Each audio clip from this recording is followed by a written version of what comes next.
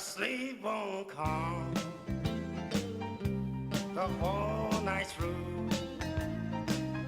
Your cheating heart will tell on you when tears come down like falling rain. You toss around and call my name. You want the floor the way I do. Your cheating heart will tell on you.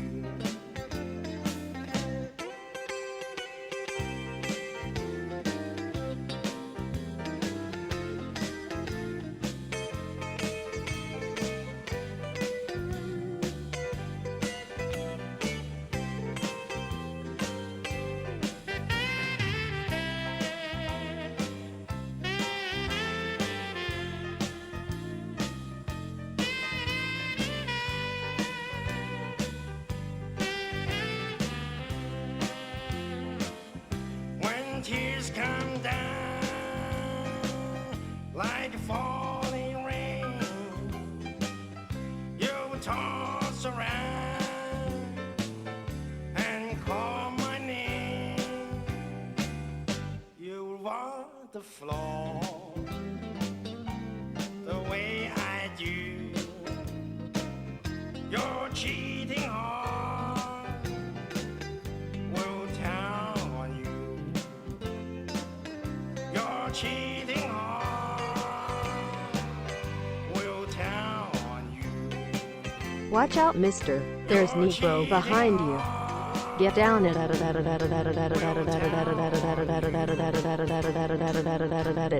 cheating heart will tell on you. Your cheating heart will tell on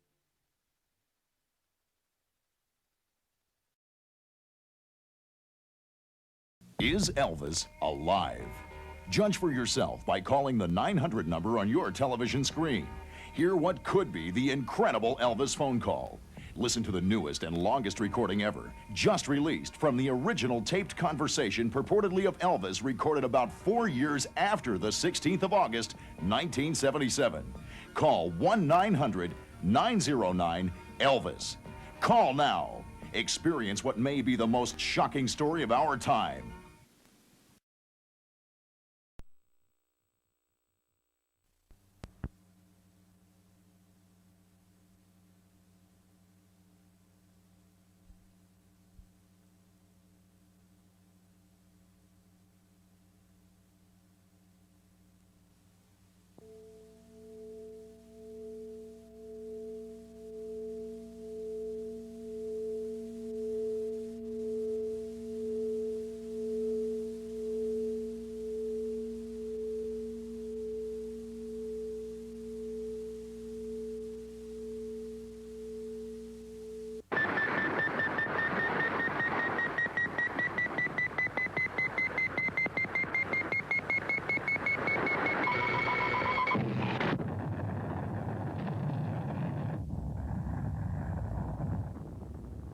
The earthquake in Armenia and Alaska, the Whittier Narrows quake in Southern California, and most recently the great 6.9 San Francisco quake should be telling all of us to prepare ourselves and our family now. The following video can assist you with that preparation. View it at least 3 times per year with your entire family. Follow the advice given and start to prepare today. Because most earthquakes take place within 6 miles of the surface, quite often smaller quakes aren't even noticed. Some of them are mistaken for the rumbling noise of heavy trucks and construction equipment. To some of you who have experienced tremors, the sounds are familiar. The sounds of rattling windows, squeaking lumber, the slow buildup of rolling earth like the ocean waves before it breaks. As the vibration intensifies, so does the feeling of total helplessness and terror because the very ground beneath us is no longer secure. It is not always advised to run to a doorway. In the Whittier Narrows quake, people were injured by swinging doors or injured trying to reach the door. They would have been safer to drop, cover, and hold right where they were.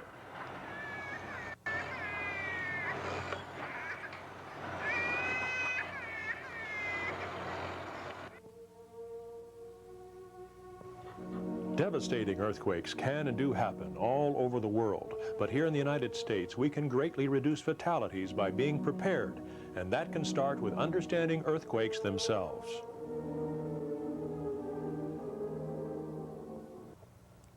According to the plate tectonics theory, the surface of the Earth is made up of rigid plates which move slowly past one another horizontally. The horizontal motion of these plates squeezes and stretches huge rocks at the edge of the plains. When the force becomes great, the rocks rupture and shift, causing violent motions of the Earth's surface. Sometimes they cause huge sea waves that sweep up over the land, destroying everything in their path. These ruptures are called faults. Most of these faults lie beneath the surface, but some are visible, like the San Andreas Fault in California. The energy released in an earthquake travels away from the fault in waves. These seismic waves originate from the focus, or place where the rupture begins. Seismic vibration waves spread outward much like the waves of a water drop. These waves consist of compressional, shear, and surface waves. Compressional waves create side-to-side movements, which are really sound waves, traveling approximately 5 miles per second. The rocks vibrate in the direction traveled by the wave, causing the rocks to change volume. Shear waves, on the other hand, travel about half as fast as compressional waves, vibrating at right angles to the direction traveled by the wave, causing an up and down or vertical motion. Surface waves travel slightly slower than shear waves. They are contained on the Earth's surface in the same way that ocean waves are limited to the surface of the sea. Seismic waves created by an earthquake are strongest at the epicenter, which is the point on the surface directly above the focus. General preparation. How knowledgeable are you in the event of an earthquake, and just how prepared are you? The following information is designed to help you prepare yourself and your family during and following an earthquake emergency. During an emergency, one of the most important and difficult things to remember is to remain calm. By staying calm, you can increase your chances of survival tremendously. Check your local directory for the nearest emergency center and map out the shortest and easiest route to it. Keep in mind that in case of an actual disaster, many streets will be closed due to falling debris and accidents. So in your plan, be sure to include alternate routes. In an emergency, such as an earthquake, the biggest fear is losing contact with loved ones. Assuming that your residence is destroyed, establish a mutual meeting place with your family, preferably at your local school, church, or community center. Remember, local phone lines may be out for 3 or 4 days. Therefore, one of the best ways for a family to keep in contact if separated is to carry an out-of-state number of a friend or relative that they can all check in with if need be. Begin your preparation by taking first aid and CPR at your local Red Cross facilities. You and your family may be the only medical resource available for hours, so be prepared. Know where your gas, electrical, and water shutoff valves are located. Know how to turn them off. You should cooperate with your neighbors and walk through the surrounding properties. Electrical main panels are easily found by following the electrical wiring from the street poles to the house. Water shutoff valves are always in front of the property by the street. They are 12 to 18 inches underground, covered or boxed in by cement or metal covers. Gas valves are more difficult, but always accessible. Look for the gas meter first. Once you locate it, look for a pipe coming out of the ground. The valve is located between the meter and the ground. If you live in an apartment building or condominium, you should talk to the manager regarding their procedures during an earthquake. Because there are so many individual gas and water valves, it's going to be difficult to find the proper ones to shut off. home awareness, and preparation. There are many useful hints to help you safeguard your home and family. We'll go over some of these precautions in the following segment. Let's begin with securing all objects on the wall. Pictures and mirrors should be hung by screws which are placed into studs themselves and not just through the plaster. Heavy wall mirrors are especially dangerous and should be secured through the frame of the mirror directly into the studs of the wall. Bookcases can be secured with 90-degree brackets. First find the stud above the bookcase, then place 2 screws, one in the wall and the second on the top shelf. If you have hanging plants, place them away from the windows and mirrors. Use solid hooks on the ceiling studs. Also, check the decorative cord that supports the plant. If they look weak, replace with a strong wire. Kitchen cabinets should have latches to prevent dishes and glasses from spilling out and causing serious lacerations. All furniture or appliances that are on casters should either be in a locked position or removed to avoid sliding. Try to place your bed on a solid wall, avoiding windows that could shatter. If the bed must be near a window, then be sure to draw the curtains before bedtime. Bed lamps need to be secured as well. This can be accomplished by placing a ball of liquid silicone sealer on the bedroom cabinet and then placing the flat surface of the lamp on top of it. This allows you to remove the lamp at a later date without damaging your furniture. Keep all exits free of clutter. You should have at least 4 feet of clearance throughout your living quarters. Keep fire extinguishers updated and near the kitchen. Also, keep an extinguisher in your hallway. If you have security bars on the outside of your windows, have release mechanisms installed on the inside and teach your family members how to operate the release mechanisms. Strap down your water heater. This can be done with metal straps available in your local hardware store. The water heaters should be strapped down on the top and bottom. Again, make sure that the screws are secured into the wall studs. By tying the correct sized wrench to the gas shutoff valve, you are assured of having the right tool in case of a fire. The main gas and water valves are shut off by turning a quarter turn to the right or to the left. If you have an older home without foundation anchor bolts, which tie the house frame to the foundation, install 1 bolt every 4 to 6 feet apart.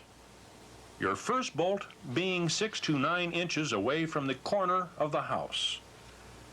Check your roof, air conditioning units, and TV antennas for deteriorating supports. If necessary, replace them with non-rust or galvanized materials. Reinforce all patios and balconies with galvanized T-bars, right angles, or straps. If you have a masonry chimney, nail sheets of plywood around the chimney in the attic. This will prevent the brick from falling through the ceiling plaster and causing injuries. Security is very important to all of us, but sometimes over-securing can be fatal. Check all doors, windows, and attic locks for proper operation, and if need be, replace them accordingly. Individual preparation kit. Each family member should have a kit containing the following items: a flashlight with extra batteries, a transistor radio with extra batteries, a small knife, whistle, needle and thread. Don't forget a can opener, a sturdy pair of shoes, a pair of socks, long sleeve shirt, a sweater, a pair of pants. It is also advisable to have a list of emergency numbers: hospital, fire department, police, friends, and relatives. Place this list in the pocket of the pants which you are storing. This will save much time. These items should be stored in a box and kept under each individual's bed for easy access.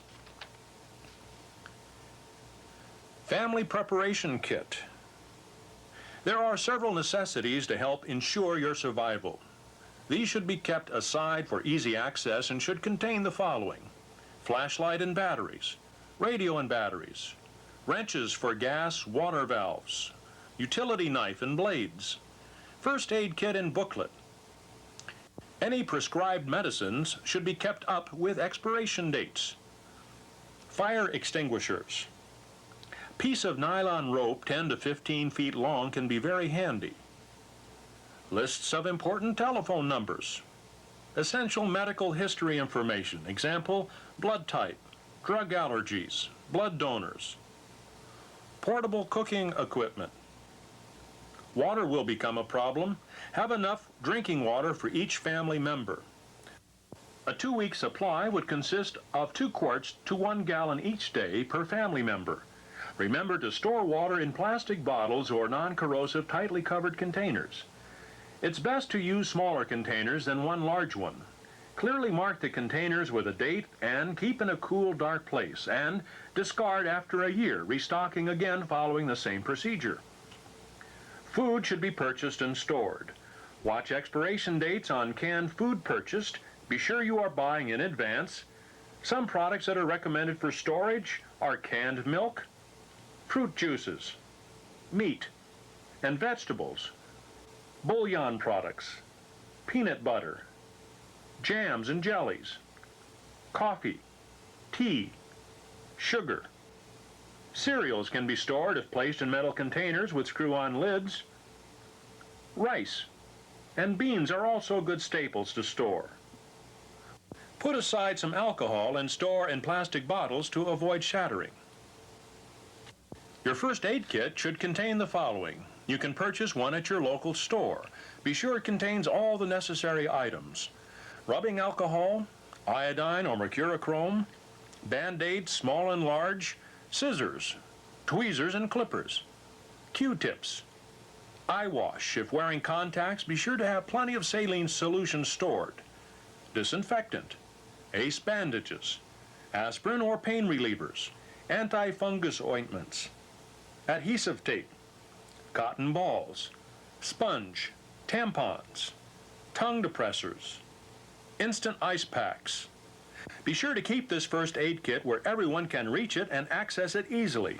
Even the smallest child in the family should know where this emergency kit can be found. During an earthquake, first and most importantly, do not panic. Know what to do when an earthquake strikes to protect yourself and others. Speak calmly and stay where you are, and do not attempt to leave the area you are in until the earthquake is over. If you are in an office, get under your desk or sit down in a doorway, bracing yourself with your legs and back. If at home, get under a sturdy table and hold on to the legs, or once again, sit in a doorway, bracing yourself with your legs and back. Move into an inside hallway when able. Steer clear of any objects that could fall. Stay away from windows or skylights. And do not run outside while the earthquake is in progress. You may be hit with falling debris. If you are outdoors, be sure to move away from buildings and power lines and get to an open area that is free from these potentially dangerous objects. If you stay calm, you will think clearly and be aware.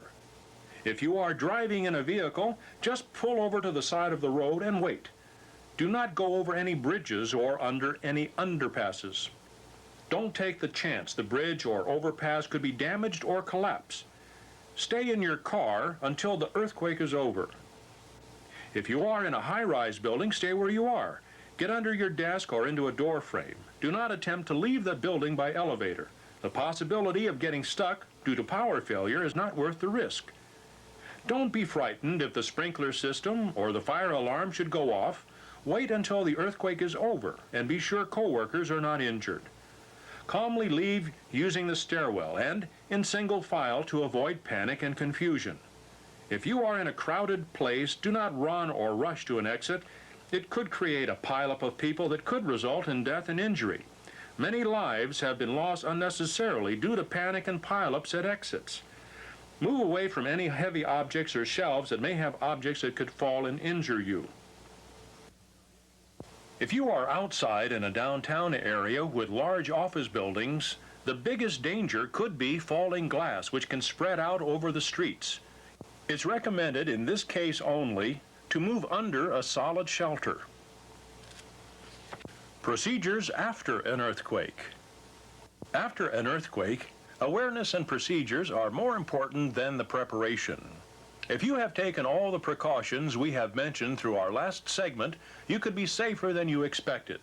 There will be aftershocks, and in most cases, these will not be as strong as the quake that you have just experienced. However, there is always the possibility that some aftershocks could be just as strong as the initial one.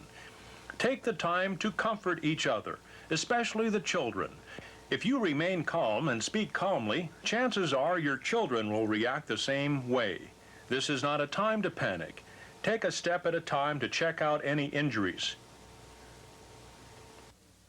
If any injuries are present, use your first aid kit. Be sure you are wearing sturdy shoes. If not, get them and put them on, being cautious of any debris or glass that may surround you. Sit the children in a safe spot and keep reassuring them. Check for gas leaks by smell only. If the odor of gas is present, do not use any open flames, such as candles or matches. Shut off main gas valves at the meter and open all windows so any gas may escape. If able to leave the house, report the leak to the authorities. If you suspect there may be frayed wires or you see sparks, shut off your electrical system. If you have circuit breakers, check first to see if they're off. Circuit breakers shut off automatically in case of an electrical short, so check the position of the breaker before you act. It is best to turn off the main water valve for many reasons, primarily to conserve the water that is already in the water tank and lavatory tank. In case you run out of your water supply or weren't prepared, you can use this water for drinking without fear of contamination. If you don't shut off the main water valve, any contaminated areas that carry your water supply to your home or apartment could pollute the reserve water and cause illness. Once you feel the inside of your home or apartment is safe again and free from impending disaster, check your neighbors and surrounding areas to see if anyone needs assistance. Be aware of any kind of power lines that may have been shaken loose and fallen. Do not touch or step near them. Chances are they are live wires that can cause electrocution. Assist anyone who has not been able to shut off valves or able to check for injuries. If you have dogs or cats, contain them inside so as not to roam the neighborhood. If you have not left your home, start the process of cleaning up. Be very careful when opening cabinet doors. Objects that are breakable could spill out at you and cause injury. If you had any flammable liquid, check for leakage. If so, clean it up immediately. Turn on your battery-operated radio and listen for reports or warnings and follow instructions. If you can't get to your radio or damage has been done to it, use your car radio for information. It is very important to restrict the usage of your telephone. Most of the wires may be down. It is best not to use the phone unless someone in your family or a neighbor needs medical assistance and emergency treatment. Let your family call you to let you know if they are all right.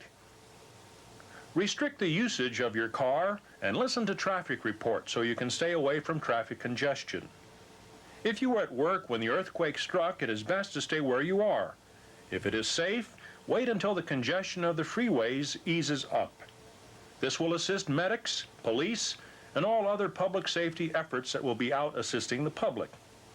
If you must evacuate the office or home or apartment, leave a message on the door as to where you're going and how to be reached, so that any family member looking for you will not have cause to worry. Take with you your first aid kit, phone numbers, and your individual kit.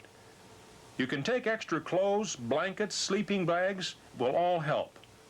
Get to your nearest emergency center, public school, or care center. Once there, try to assist any group such as the Red Cross with older victims and children. Long-term survival. Water supply and preservation. Water preservation will become the most important factor in an earthquake. To ensure water purity, close the incoming valve located on the top of the water pipe. Check the cold water pipes first. This is where you will find the main shut-off valve. You should also turn off the water valve by the storage tank. This valve is located under the water tank. Close the valves in your bathroom by turning them to the right. Next, we are going to filter the water and prepare it for drinking. This is done by using a towel or coffee filter. Simply place the towel or coffee filter over a large pot or bottle and pour the water through. Remember to take the water from your water heater and toilet storage tank as soon as possible and filter it and put in bottles. This also will ensure that no member of the family will forget and flush the toilet. Since you have shut off the valves, the storage tank will not refill. Do not reopen the valves if this has occurred, for there may be pollutants in the water you are not aware of that could cause sickness or death. Use only the water from your storage tank, never the water in the bowl itself. Next, drain the water from the water heater. This is done by opening the hot kitchen or bathroom faucet. This will allow the air to enter the water tank and proceed to drain the water tank. The refrigerator is another place to find water. Ice cubes can be melted and used for drinking. We recommend that you leave the ice cubes in the freezer and use them as a last resort for drinking water. Do not open your refrigerator as often. If you use your refrigerator less frequently, it will become an icebox, as in the days before electricity. When it comes to eating, consume the foods that are perishable first. Do not be choosy about menus, just be sure to eat the perishables before the canned goods. This will ensure you're not eating anything that has been sitting for a while and cultivating germs that, upon consumption, will make you ill. Let's discuss water purification. One of the safest ways to purify water is to boil it for 8 to 12 minutes. Then aerate by pouring the water from one container to another a few times. Add a pinch of salt to 1 gallon of water. Another method is to use any household bleach solution containing 5.25% of sodium hydrochloride. Most bleaches contain this amount.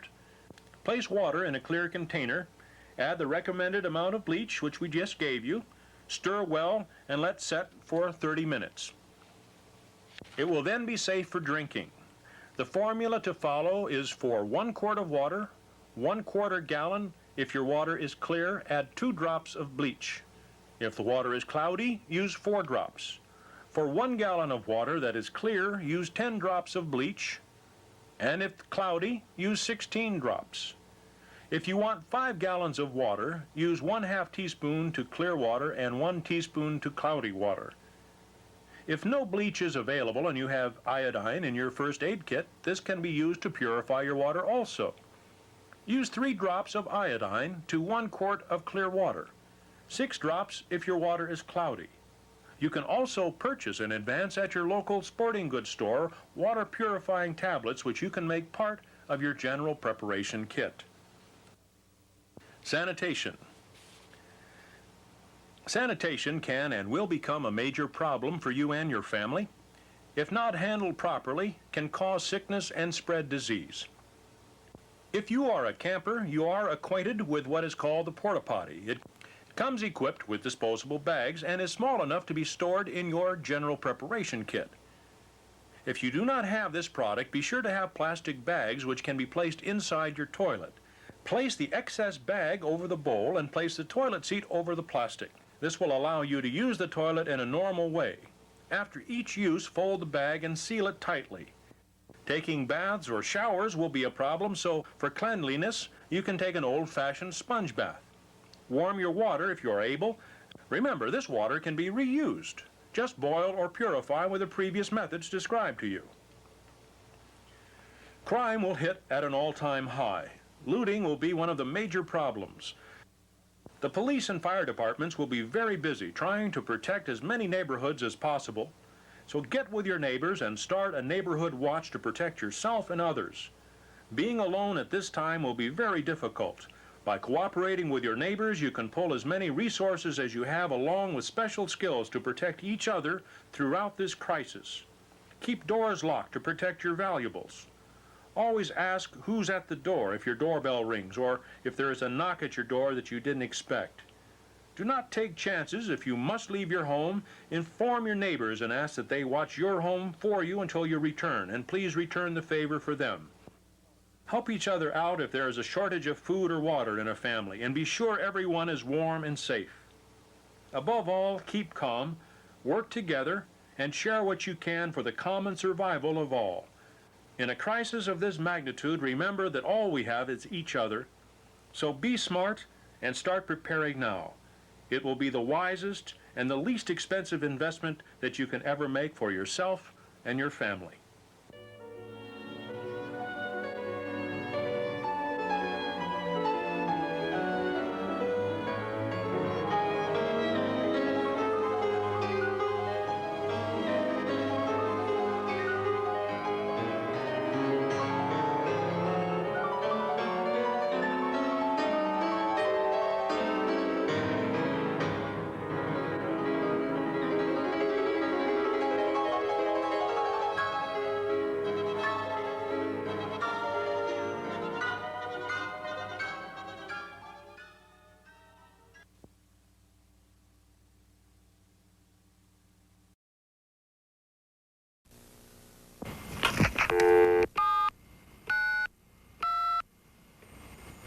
Hello, is this 1976 Psych?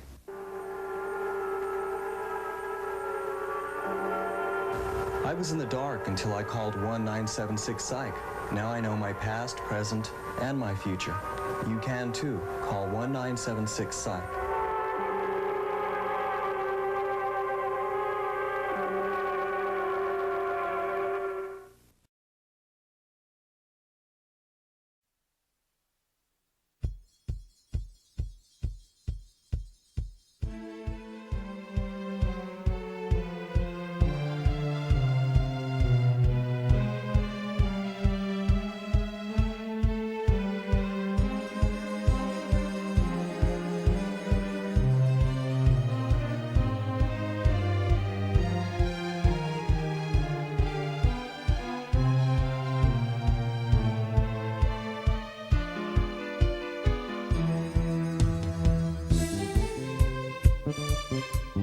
Rock!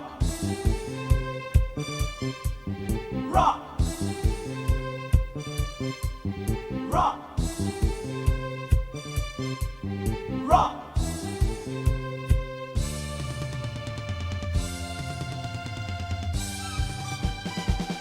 Rock, baby, rock! Rock into my arms. Rock, baby, rock! Say we'll never part. Hey, hey, hey! Hey, hey, hey! Hey, hey, hey!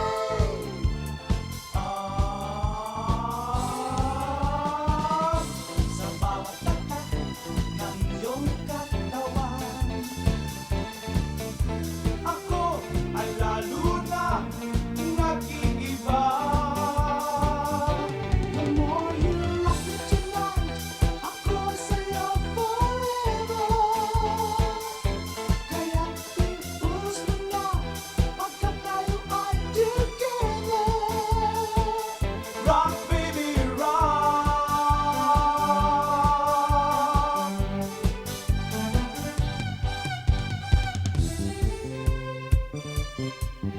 Rock! Rock!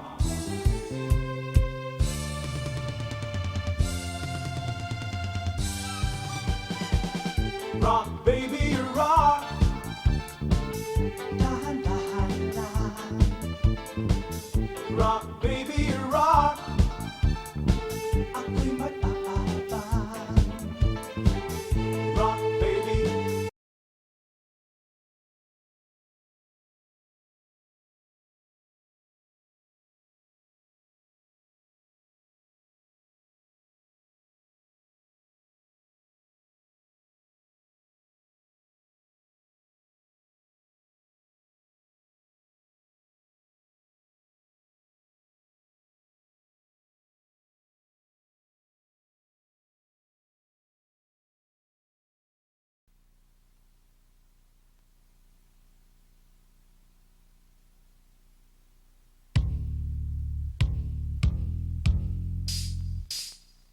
I came to bring the pain, hardcore from the brain. Let's go inside my astral plane, find out my mental, based on instrumental records, so I can write my monumental methods. I'm not a king, but the niggas decaf for sticking for the cream. Now check it, just how deep can stuff get. Deep as the abyss. A brother is my fist, accept it. Your cross color, caution crossed over. You got totally crossed up by a crisscross. Who's the boss? The niggas got tossed to the side. I'm your dark side of the force, of course. I met the man for the Wu-Tang Clan, but it's hectic. Coming from the head, it's not check it. Stuck it, 2 tears in a bucket. The niggas want the ruckus, bucking at me, boy. Now.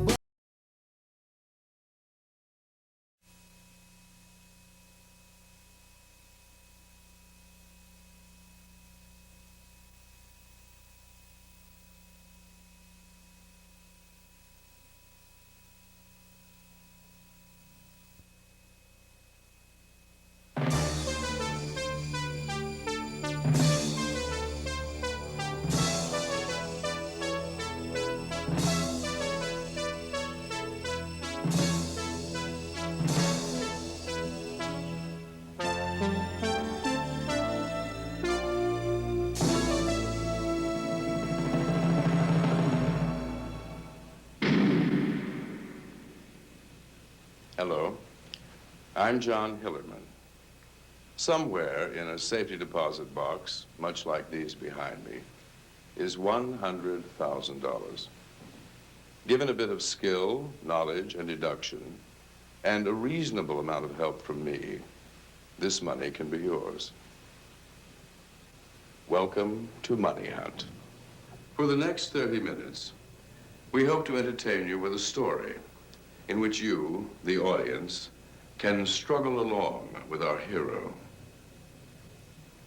If you find the clues, and you are the only person to solve the puzzle, the $100,000 is yours. If there is a tie, and more than one of you gets the correct answer, all of you successful puzzlers will be given a further mystery to solve, and the winner of that tiebreaker wins all of the money. But first, there are a few things you should know. All of the clues are logically connected. There is no luck or chance involved.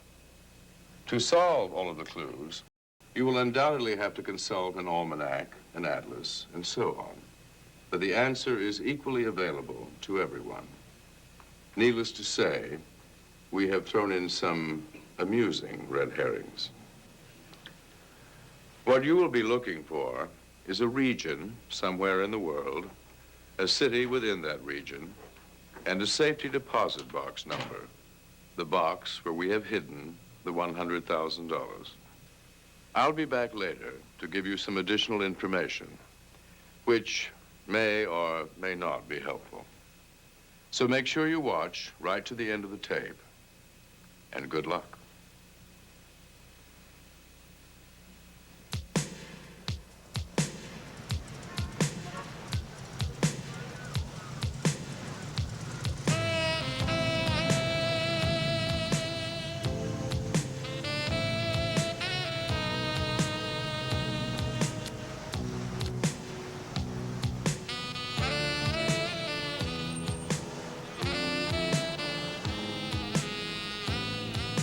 Cash Hunt's the name. Private detective. My motto, if Cash can't find it, it isn't really lost. I guess that just about sums up my last case. The mystery of the missing link. Hey, how you doing there? Light wax, Mr. Cash? Yeah, and check the tires too, would you, Lefty?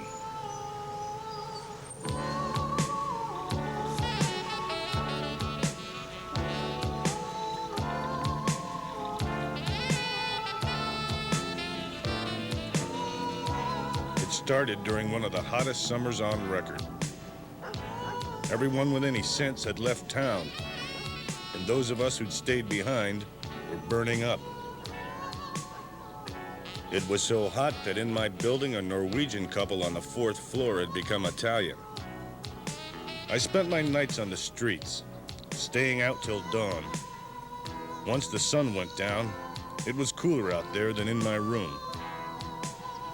The city was a desert, and we were living like snakes, hiding under rocks all day and lying on the roads at night. And there wasn't anyone I met who wasn't coiled and ready to strike.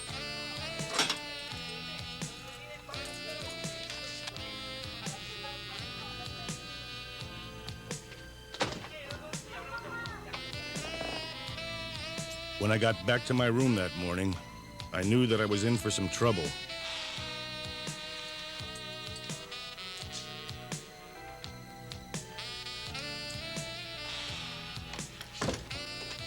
Something unusual had happened while I was out. I'd had a call. The first in 3 months. If this was a hang-up like the last one, I was prepared to slash my face severely just below the chin. If nothing else, maybe my eyes would clear up.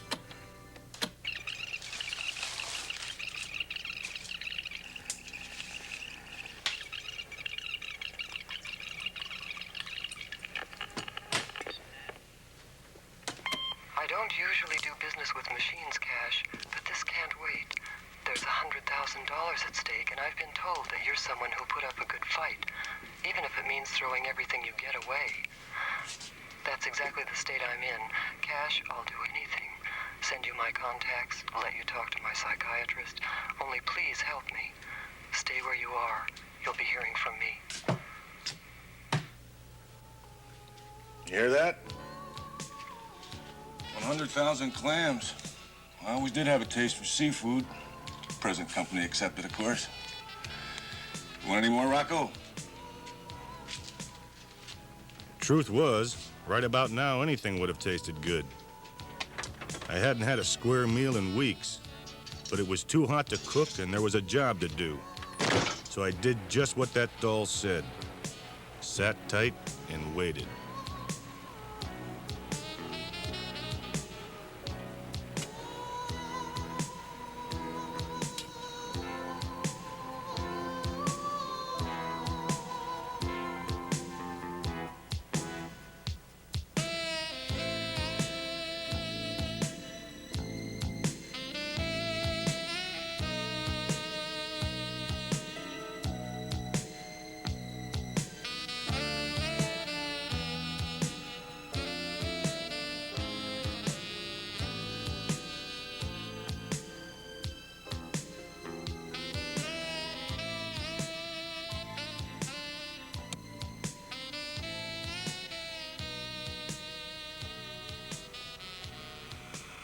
I guess it was my lucky day.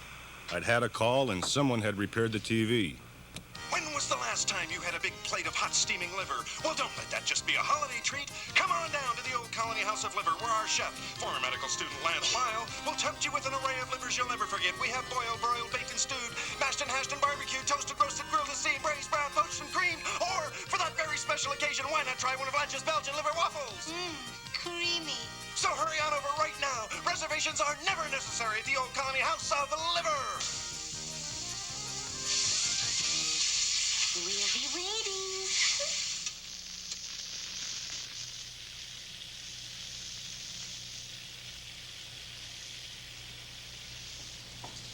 One liver on a stick to go. I didn't have much to go on, but someone had gone to a lot of trouble to get me to watch that commercial. So I took the lead. It comes with toast. Or how about a nice thick slice of liver pie a la mode? I didn't know who or what I was looking for, but it didn't matter. I needed some coffee. My head was pounding like a Southern Baptist preacher on a Sunday. The waitress kept giving me the eye, and when I could get mine focused, I gave her a few good looks, too. Her lips were thick as ketchup, and when she spread them to ask me, do you want anything more, my pants pocket started to turn inside out. Is there anything else I can get you? What did you have in mind? How about a catered affair? Well, I knew that I shouldn't start anything now, not with this case on my mind. I guess she understood. She just smiled as if to say, maybe next time. The check came to $8.05. As I opened my wallet, I was in for a surprise. There was some money in it. 3 bills and a 1922 postage stamp. I felt like I'd been mugged, in reverse. Anyway, I left it all. It was the exact amount I needed. Nothing left for a tip.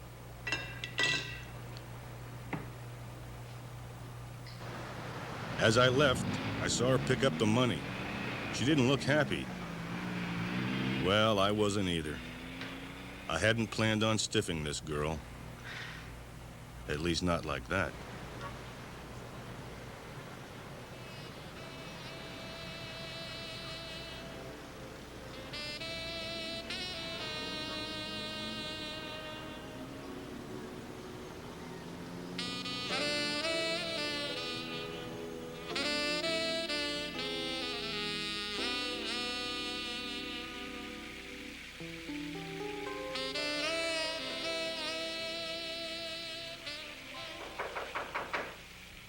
It's open.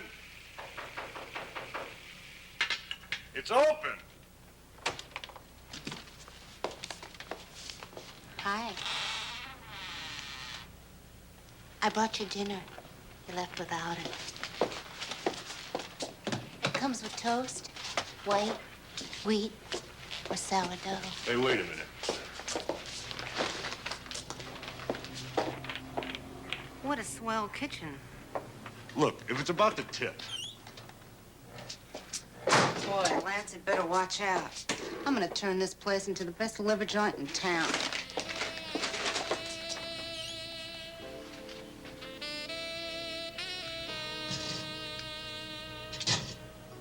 she was clearly moving in. Maybe she smelled the dough. $100,000 was a lot of bread, and this girl had toast on the brain. But she wasn't talking. She had Virginia embroidered over her left breast. It wasn't her name. She'd bought the uniform secondhand.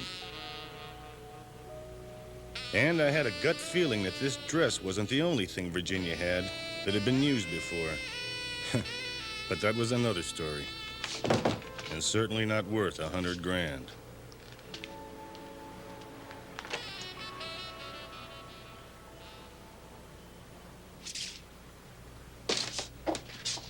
What's that between your legs? I guess my thoughts were showing. On the floor?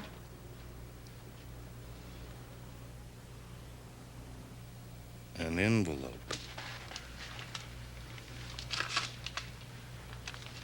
I knew it wasn't the postman. He always rings twice.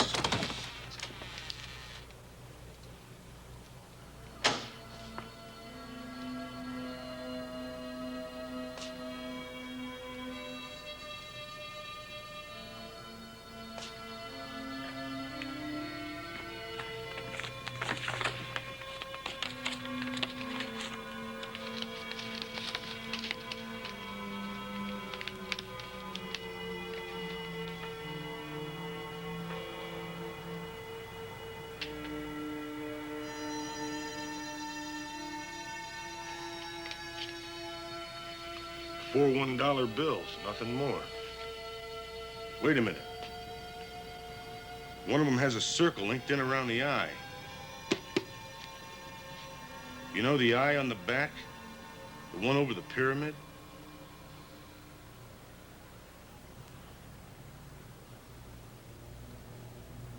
This was a clue. The eye.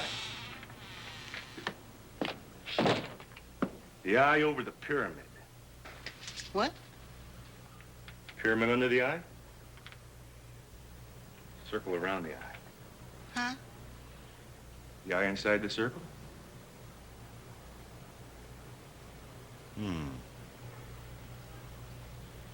This was gonna take some thought.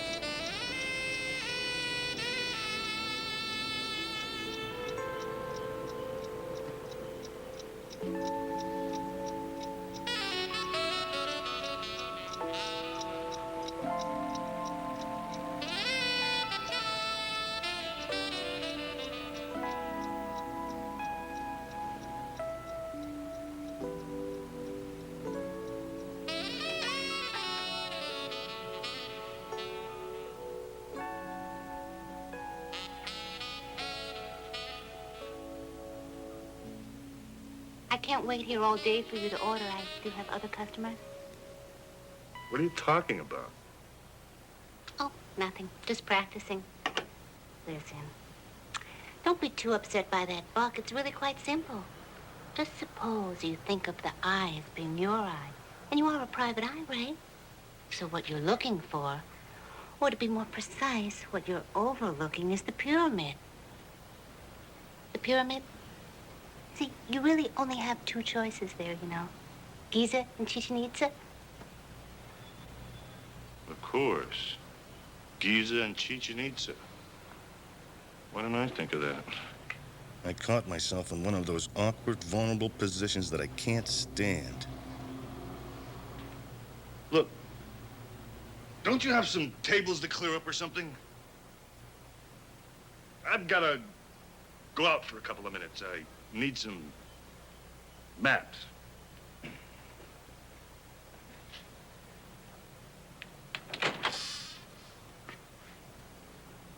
And don't answer the phone.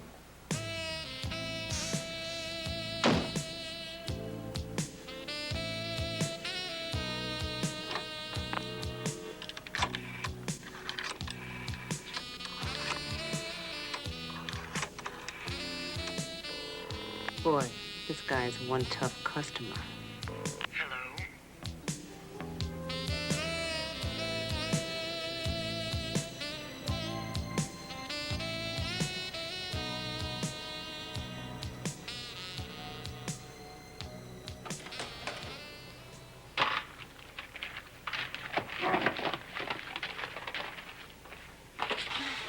Oh, one for lunch. Did you have a reservation? Cut the act, Virginia. I told you before that's not my name. Any calls while I was out? No, but this came. How? It was delivered When? while you were out. Where? Here. Who?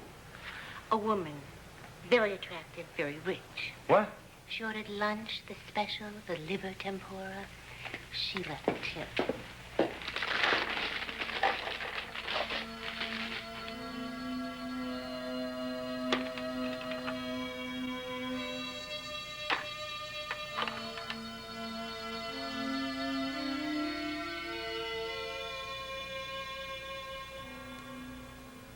Why? I had to get out of the apartment. The case was at a dead end, and I couldn't concentrate. Not with Virginia around.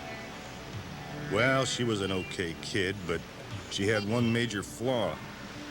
She used her mouth like an elbow, and tonight she'd pushed me too far. Before I'd left, she insisted I see her palm reader.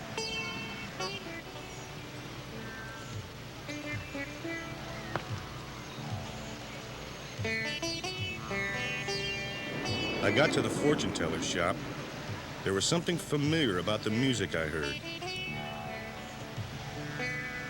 Maybe she could read my cards or look at my chart or something and tell me what to do. I must have been nuts. Anyway, she introduced herself. My name is Irutham from Pakab, Pakistan.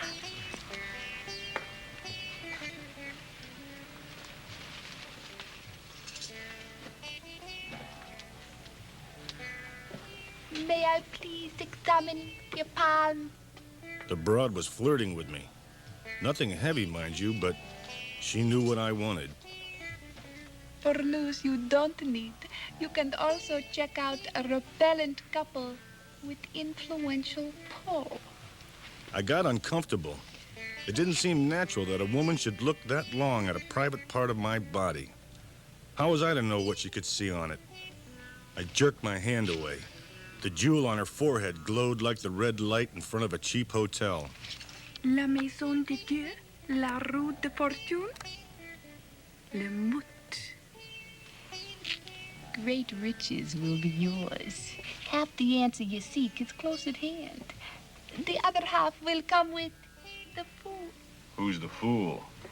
Oh, everything is foggy. My ball is full of gas. The number 18 is elementary, my dear. Cash. Maybe I was the fool. Is there anything about a woman in there? Yeah, I see a woman. Well? She is dark like the night, with the red jewel on her forehead. Yeah? You're not getting this, are you? Yeah, I was getting it. She'd read my palm, and now it was time for me to grease hers. Look, will you take an IOU? She replied with a similar word in Sioux and told me to go near the sleeper sofa department. Go near the one who puts to sleep.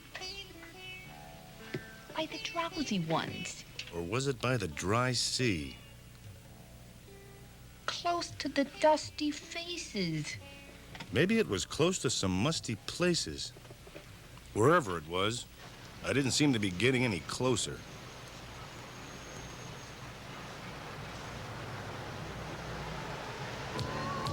There were two things standing in my way. I didn't know who I was working for or what I was trying to find. Besides that, this seemed to be a fairly routine case. I headed back to the apartment. A good night's sleep might put everything in order.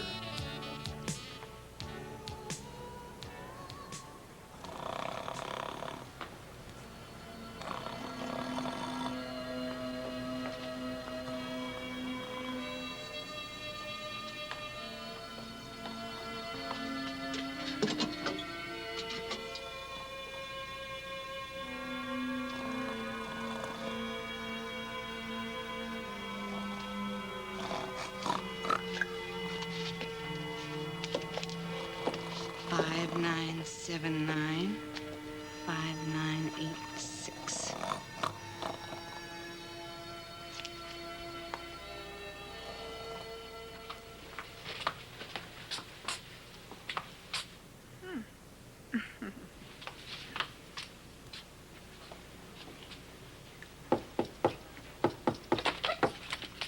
Where the hell have you been? Oh, I mean, a terrible day. She kept going over those things, and I Keep your can't... voice down. He's still sleeping. Did you bring the bottle? Oh, yeah, here. No more than 2 drops. Right. Come on.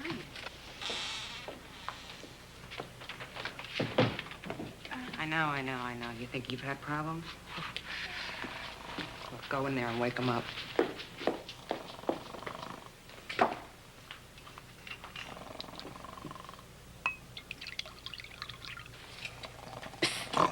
You must rise.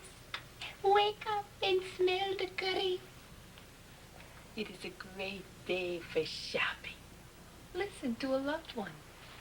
Entertain at home this evening. Oh, Cash. Oh, Cash. Cash, wake up. You have visitors. Visitors, huh? I'd had visitors in the big house every Saturday for 10 years. I'd like you to meet Morris Micklewhite and Vera Jane Palmer, Dino Polcrechetti, and Maria von Losch. They all arrived sort of unexpectedly. Oh, and Cash, Mr. Micklewhite has a telegram for you. And they'll all be staying for dinner. Great. These two didn't know what visitors were. Visitors always left.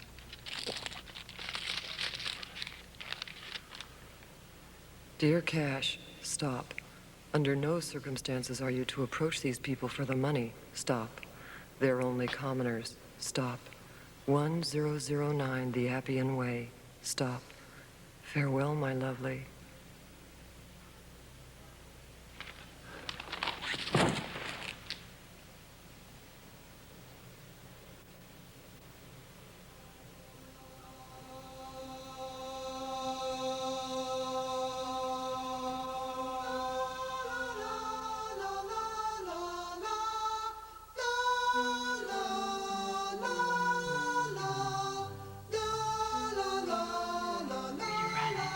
Long way to run. Long way to run. Long way to run.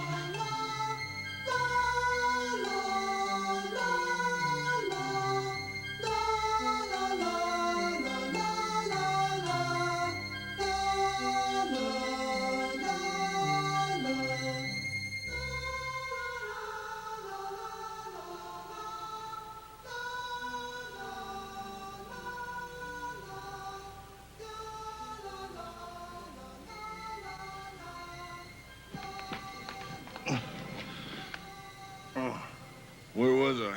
Funny, that's just what we were wondering. What the hell are those? Flags.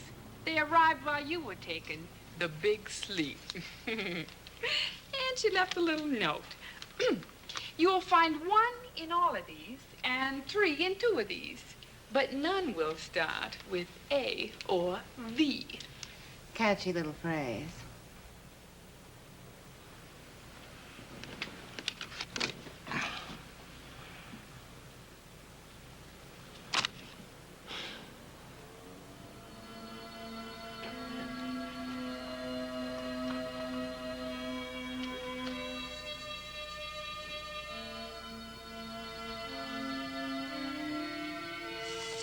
005 6042.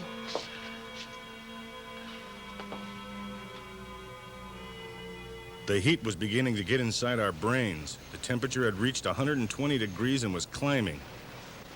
Virginia had been getting more and more depressed. She hadn't had an order, even a takeout, in over 2 weeks. She'd spent the last 6 days staring out the window through the Venetian blinds. Consequently, she developed a very strange set of tan lines.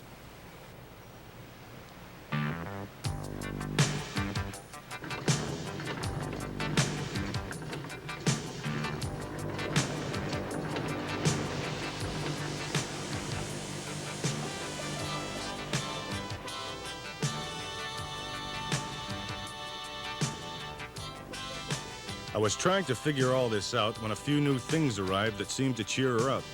An order wheel, a service bell, a generic menu, and a jukebox. But it was the music that did the trick.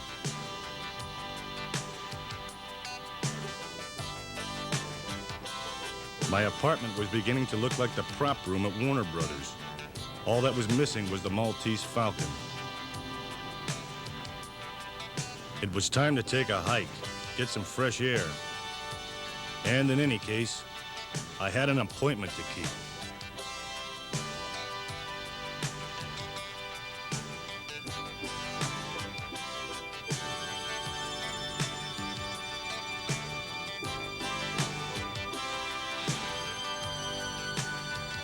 I hated to be a party pooper, but I figured the way Virginia was breathing, I had about 30 seconds until she'd use up all the oxygen in my room.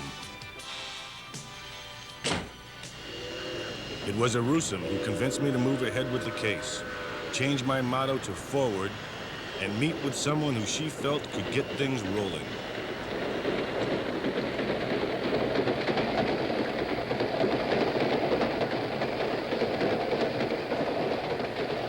He was a traveling man, and I agreed to meet him on his own turf.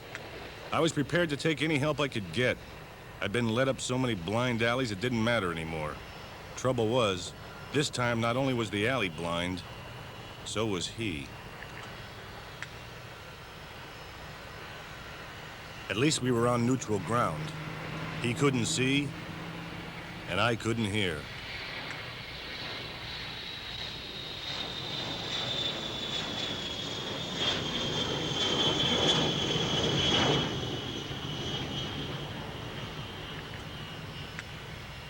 I wasn't sure if the palmist had her crystal ball screwed on right, but I'd always been a gambler. And this time, it almost paid off. There's a rumor around the runways that you're getting close to the cash. He knew me. I didn't recognize him, but he appeared to be a jet pilot. I'd be taking the bus from now on. No smoking sign has been turned on. Please extinguish all cigarettes. He was certainly flying this particular day. Let me introduce myself. Fitzsimmons. Oh, yeah? Captain Fitzsimmons to you, Sonny. I think we'd gotten off on the wrong track.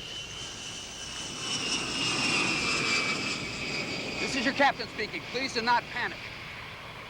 We've taken off without any of our instrument needles on board. Today's in-flight movie, The Love Song of Omar Khayyam, will be shown free of charge. How do you know me? There's lots of information out there, Cash. You want some, it's gonna cost you 20 grand. So that was it. He wanted a piece of the action. Well, I'm sure you know I'm looking for something. But I don't see how you can be much help. You're going to have to bring in outsiders sometime, Cash. First, fill your glasses. Then look out the windows to your left. You won't regret it. It's a wonderful view. Engines 3 and 4 are currently on fire. And with that, he took off down the rails. I'd suddenly found myself caught in a classic case of the blind leading the blind. But what I'd understand later was that the race was on.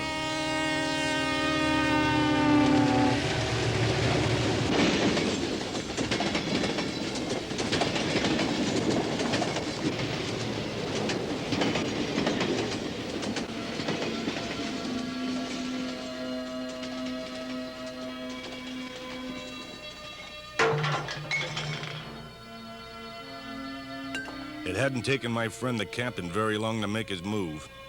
I knew he was in the kitchen. Wherever there were crashes, Fitzsimmons couldn't be far behind. 4 steps to the left, reach over the fridge. Was it 4 steps to the right? Where did she say that meter was? Meter? What do you want the meter for? Oh, hi, Cash. Couldn't sleep. We were just having some cocoa.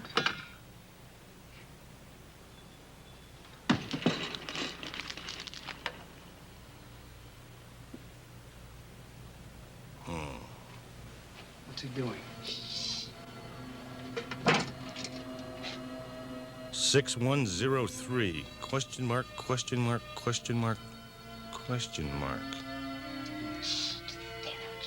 We're losing altitude fast. Release the oxygen masks. Oh, now you've blown it, Four Eyes. What did you say? I said, oh, Four Eyes. You want to make something of it? Huh? Talk to him like that. You're the one that messed up with the Mickey pin. Something reminded me of the woman's message that first day. Wait, I'm in control here. I'm your captain.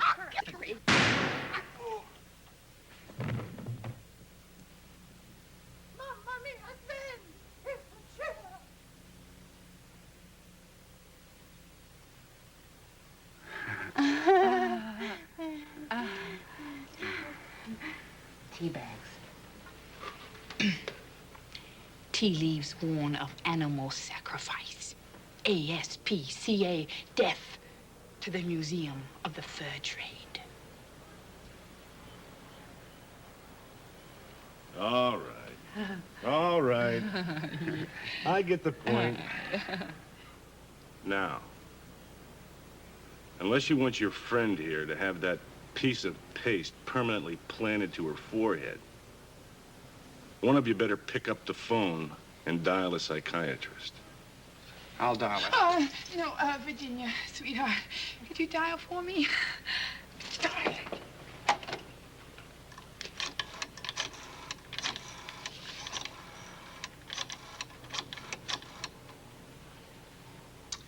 Cash, it's for you. You have reached Dial-A-Shrink. Dr. Yam Wing is out at the moment, but he has left you a special message. Gosh, your problem is definitely not centered in the undifferentiated source of the organism's energy, from which both ego and libido are derived. You've come very near to the end. Your 3 friends are still holding out on you, though. Confucius say, when all else fails, why not play cards? Exactly. Why did I always look on the dark side of things? There were 4 of us now. Enough for a good game of bridge. I think it's time we all lay our cards on the table. What are we doing?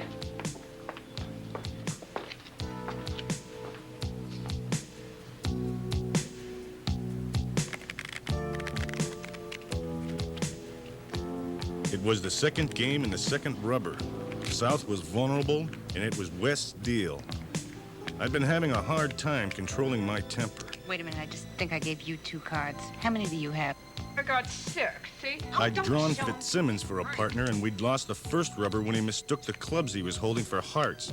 Then, during the second deal, the palm reader fled the table screaming something about the Queen of Cups. I have 8. Well, then give one of yours to her. We should both have 7 now. Now I got an extra card. See, I started with you. It's just... On top of all this, every time she lost a trick, Virginia thought she had to remove a piece of clothing.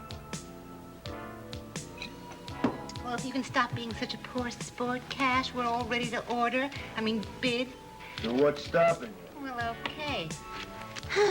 Let's see now. I can go a number of ways here. Oh, but these are the prettiest. I bid 1 heart. I felt less discouraged about my partner. There aren't any green cards in this deck, are there? I'd spoken too soon. No. This must be red. I'll have to say 2 hearts. I tried to figure out what suit he was really holding. I need a drink. Coffee, tea, or... Gin. Oh, This is a bridge game. Pick up your cards and bid, for Christ's sake. The term blind drunk was about to take on a new meaning. Three no trump. Pass. Let me see. 4. Yes, I'm sure of that part.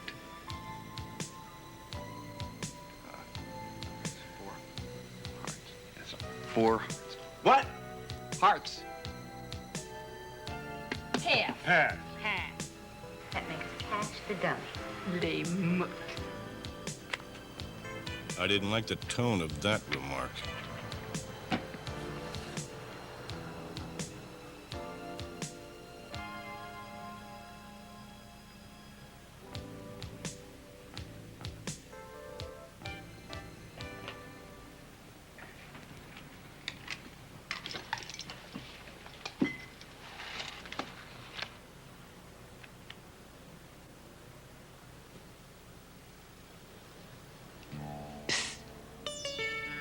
You will travel to a distant city, connect all the points, and look into the eye of the pyramid.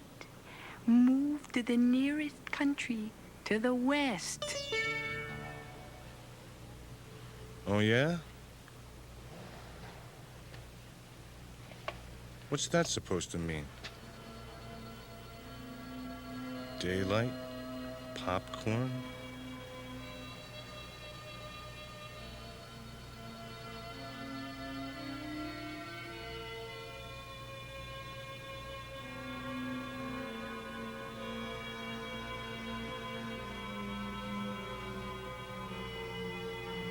Rosebud. If the doctor had been telling the truth, each of my roommates still had a piece of the puzzle. I'd been bowling a perfect score up to this point, and now I was in the final frame. I checked my grip, took my stance, and threw. What are we doing? What are we doing? We're not gonna do anything until all of us has an equal chance of winning. So why don't you let me in on each of your secrets? Well, what's it gonna be?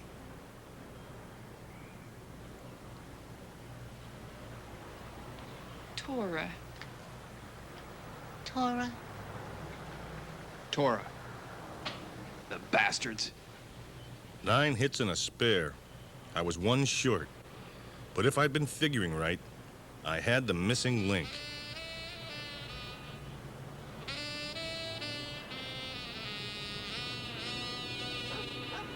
But the case was far from over.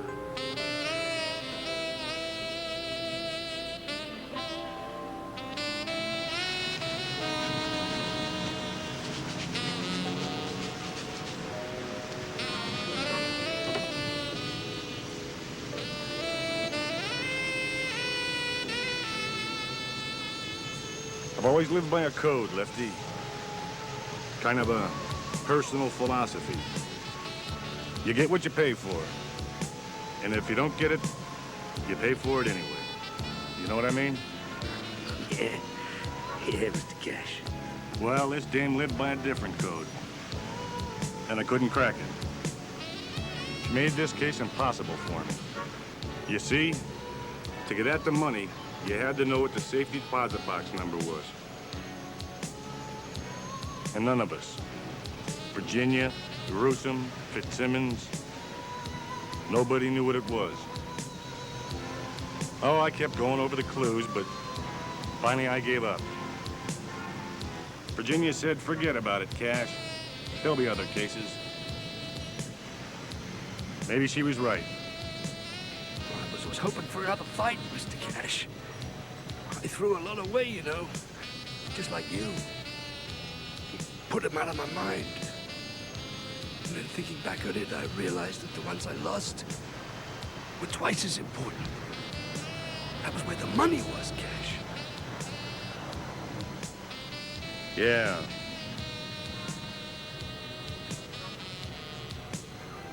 Catch you later, Lefty.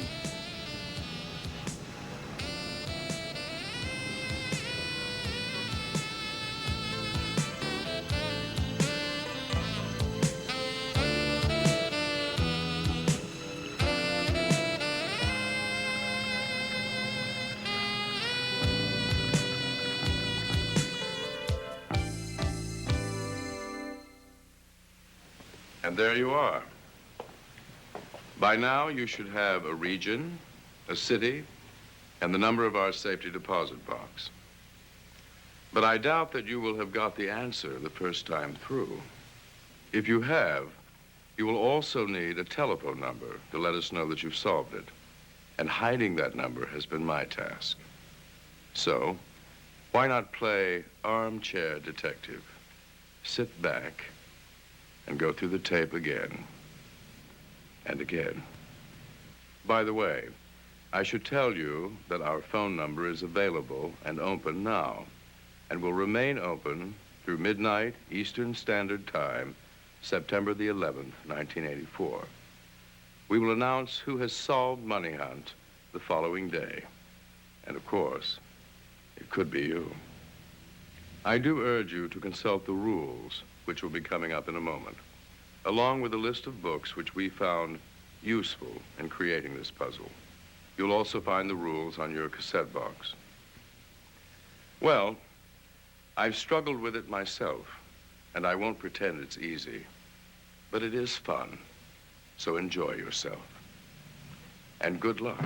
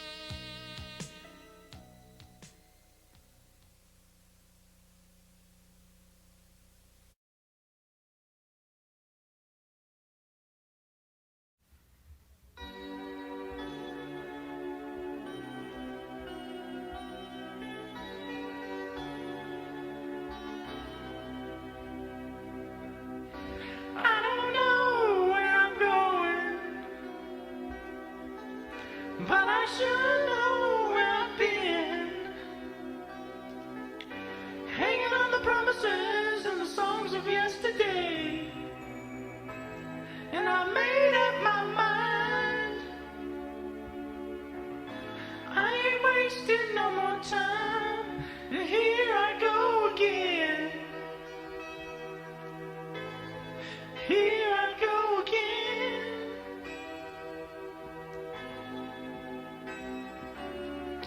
Though I keep searching for an answer,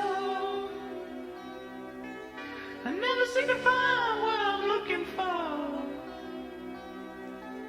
Lord, I pray, give me strength to carry on, 'cause I know what it means to walk alone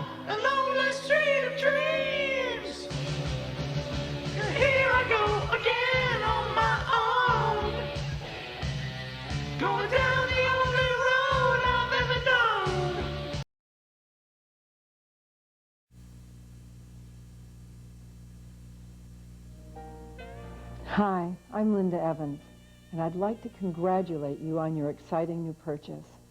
I know from my own personal experience and the experience of others that the Rejuvenate system is an investment that can produce amazing results for your face and skin. And since it's a system, not a cream, it can keep on producing those results for years to come. Now, in just a few seconds, we're going to take you step by step through the setup and operation of your Rejuvenate system so you can start achieving your own results. We'll give you easy-to-follow instructions on assembling the system, fitting the mask to your face, and operating the controls. And in addition, we'll give you details on how to get the best results and answer the most commonly asked question. Your system comes complete with everything you need to get started and begin your Rejuvenate experience. Your Rejuvenate system requires very little assembly. It's important to become familiar with the system prior to use. We recommend you watch this video manual. However, it is not a substitute for the owner's manual included. The essential parts of your Rejuvenate system are the facial mask with adjustable straps and 26 gold-plated contact points, the battery-operated control box, the connector cord, the tube of enriched toning gel, the tube of purifying cleanse. Make sure you thoroughly review the owner's manual and save it for future reference.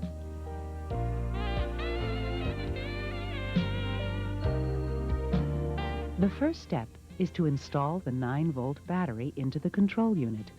The control unit uses a standard 9-volt battery, which is included with your system and should last approximately 3 months. To install the battery, simply slide off the battery cover located on the back of the control unit. The battery will only plug onto the battery leads one way. Align the battery onto the lead and snap it into place. Now tuck the battery into the compartment of the control unit and slide the cover back into place. When the battery needs to be replaced, the system will not operate, and the low battery indicator on the display area will light up. Now you're ready to connect the control unit to the mask. Simply take one end of the connecting cable and insert it into the receptacle of the control box, and the other end into the receptacle of the mask. That's it. Your Rejuvenate system is now assembled and ready for your first facial session. Before preparing your mask for your first facial session, it is very important to properly fit the headband and mask so that they are comfortable and positioned correctly on the face. The headband is easily adjusted by unhooking the Velcro and sliding the strap through the clips to tighten or loosen the headband. The first time you position the mask on your face, you will likely want to use a mirror to help you align it properly. When positioning the mask, the 4 facial contact areas on the mask directly above the eyes should align on or slightly above your eyebrows. The point directly below the nose opening of the mask should align in the center of the space between your nose and upper lip. To adjust the headband and fit the mask, loosen the headband as far as it will go. Place the mask into position and slide the headband over the top of the head. It is important to position the triangle of the headband slightly below the crown of the head and secure the top strap in this position. This will cause the side straps of the mask to angle up toward the crown of the head, providing a light upward lift of the mask. The side straps can be tightened slightly, but should not be too tight. A light, comfortable fit of the headband and mask will bring it into proper contact with your face. A tight fit with excessive pressure on the face is not desirable. The headband is now adjusted correctly.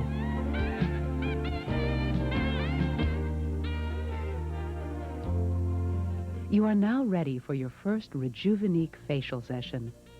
For your first session, choose a place where you can sit comfortably for the 15 minutes it takes to complete a session. Your system comes with a tube of enriched toning gel to be used with the system. Place a small amount of gel on the ends of each of the contact areas of the mask. Place the mask into position as before and get ready for a real treat. Turn the system on by rotating the pulsation control knob. You will hear a beep and see a flashing bar in the location display area indicating the system is ready to begin a session. You will use this knob during the session to control the pulsation you feel to a level that is comfortable for you. For an initial setting, continue rotating the control knob to the number 2 on the dial. This setting is low enough that you will not likely feel any pulsation when you press the start area to begin the session. As soon as you are ready, press and release the start area on the control unit. You will see a number 1 appear in the location display area. This indicates that the control unit is sending a pulsation to the number 1 facial areas located on both sides of your forehead. You may want to refer to the illustration in your instructions that shows all of these facial areas. There are 12 facial zones designed into the mask, and the Rejuvenate system automatically covers each of these areas 4 times during the 15-minute facial session. As the system advances from one facial area to the next, you may need to increase or decrease the level of pulsation. This is easily accomplished by rotating the control knob in the appropriate direction. After using the system a couple of times, you will find a level of pulsation intensity that produces a relaxing yet invigorating facial while remaining comfortable. And comfort is the key word here. The system will beep to let you know the 15-minute facial session is complete and shuts itself off. To completely conserve battery power, turn the control knob to the off position. If you would like to do another 15-minute session immediately following the first, you will need to turn the control knob off and then back to the on position to reset the system. To begin, press the start button again. Using the system consistently for 15 to 30 minutes per day, 4 days per week over several weeks, will produce the best results. Using your system more than 30 minutes a day will not significantly accelerate the results you will see. After you have achieved the results you are looking for, you can reduce the frequency you use the system to once a week to maintain the results. Or if you prefer, you may continue using the system on the same schedule. This improvement generally begins within the first 30 days of using the system and generally continues over the next 60 to 90 days. We recommend you take several close-up pictures or video of yourself before you use the system, and again every 30 days to measure your progress. Care of your system is easy. After each session, use a damp paper towel or cloth to wipe any excess gel from the contact points and inside surface of the mask. If the gel is allowed to dry and harden, it can interfere with the proper operation of the system. We know that you will enjoy using the Rejuvenate system and that you will enjoy even more the changes it will make in the appearance of your face and skin.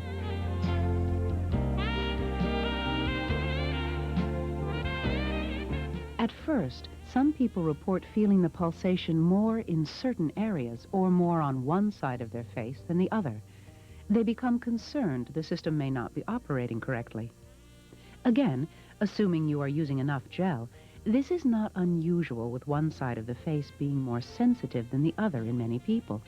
A person can increase the pulsation level in these areas to produce a sensation on the less sensitive side, which will also help assure you that the facial cushion in this area is actually touching the face. If both cushions are touching properly, continued use of the system will produce a balance in the sensation. Occasionally, the contact areas on the mask may have to be adjusted slightly in order to have them touch the face. Facial zones 1, 2, 5, 6, 7, 8, and the grounding areas are designed to allow for custom adjustment of the mask. To extend these areas to bring them closer to the face, hold the base of the contact cushion and rotate the top in a counterclockwise direction. Put gel on the area that you have adjusted and put the mask into position on the face. Turn the control unit to the on position and press and hold the test button on the control unit to advance the system you are adjusting. Increase the intensity of the control knob as necessary to determine if the facial cushion is now making contact with your face, and you can feel the pulsation from the control unit.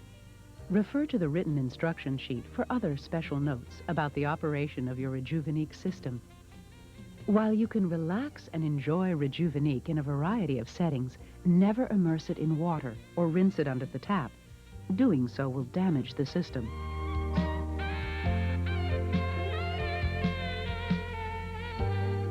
For optimal results, use Rejuvenique on a regular, consistent basis for 90 days.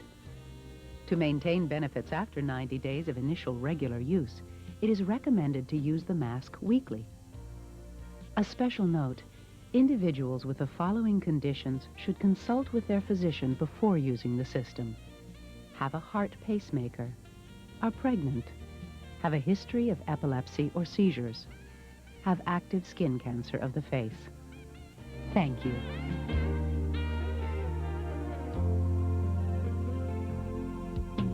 Well, as you saw, the Rejuvenique system is very easy to assemble and operate. So give your face a treat. The sooner you get started, the sooner you'll be enjoying results like the ones I've seen and many others have experienced. The kinds of changes that will allow you to feel a whole lot better about yourself, especially when you're looking in that mirror.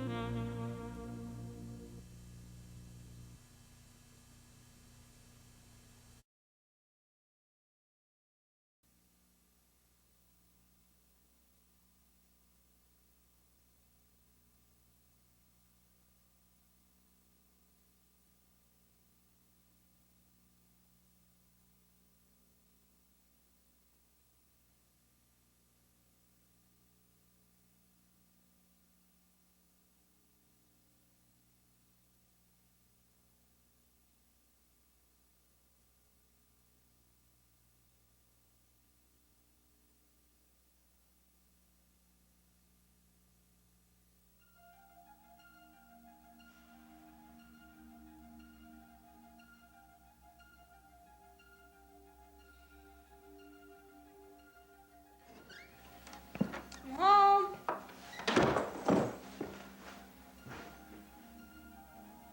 What would you do right now if a loved one suddenly fell to the floor, unconscious and without a heartbeat?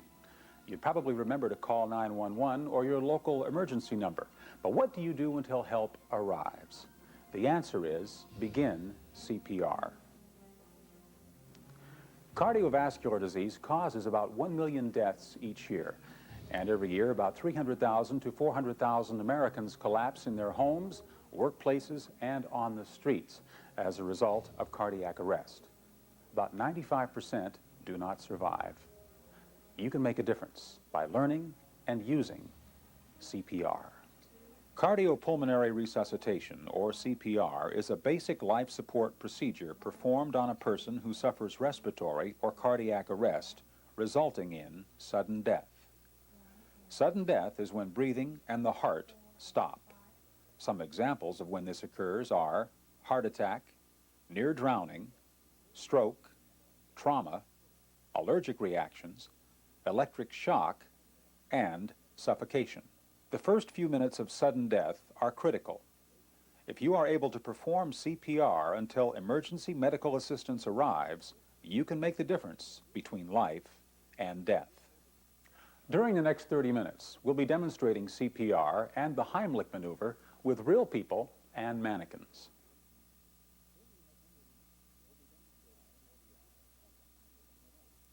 CPR is as easy as ABC.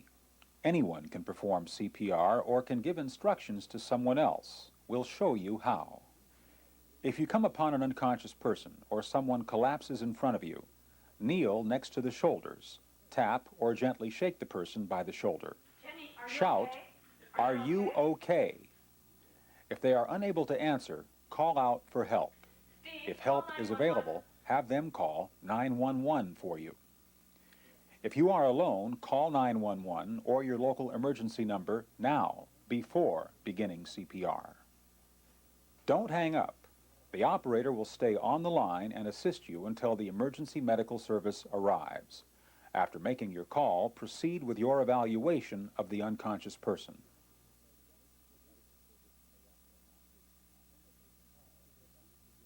If the victim is on their side or stomach, check for breathing. If they are not breathing, turn the person onto their back, supporting the head and neck. Open the airway using the head tilt, chin lift maneuver. If you suspect a head or spinal injury, try to open the airway by lifting the chin without tilting the head.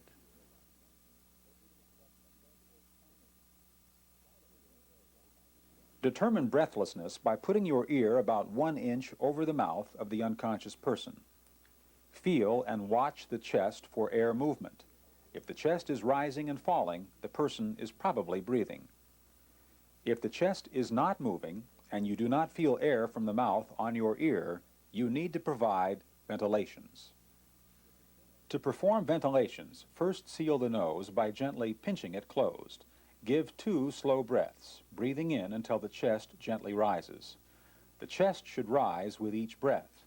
Allow the air to escape or the chest to fall between each breath. Check for a pulse. To check for a pulse, place 2 fingers on the Adam's apple and slide your fingers about 1/2 inch to 1 inch towards you. You'll feel a slight dip where you will find the pulse.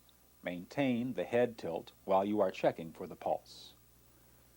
If a pulse is present and the person is still not breathing, give 1 slow breath about every 5 seconds. Do this for about 1 minute or about 12 breaths.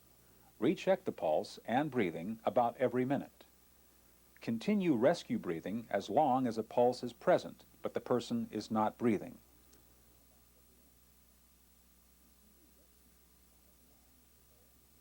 If you don't feel a pulse, it's time to begin chest compressions. Find the notch where the lower ribs meet the breastbone. Place the heel of your hand on the breastbone next to your index finger. If you're having trouble finding where to place your hand, put the heel of your hand in the center of the chest between the 2 nipples. Place your other hand on top of the hand on the chest, interlocking your fingers. Keep your fingers straight. Lean over the person, keeping your arms straight, locking your elbows. Your shoulders should be above the person. Compress the chest by pressing straight down in a smooth, even rhythm. Each compression should take a little less than 1 second.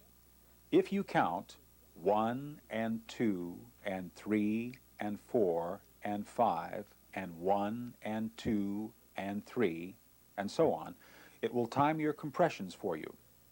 Give 15 compressions. This should take about 10 seconds, or a little more than 1 compression per second. Let the heel of your hands rest on the chest between compressions, keeping your elbows locked and your arms straight. Retilt the head, lift the chin, and give 2 slow breaths. Check the pulse at the end of the 4th set of compressions and breaths. If there is still no pulse, continue CPR. Check for a pulse every few minutes. If you find a pulse, check if the victim is breathing. If the victim is not breathing, give rescue breathing. If pulse and breathing are present, continue to monitor the victim's condition until the emergency team arrives. When the emergency team arrives, let them take over.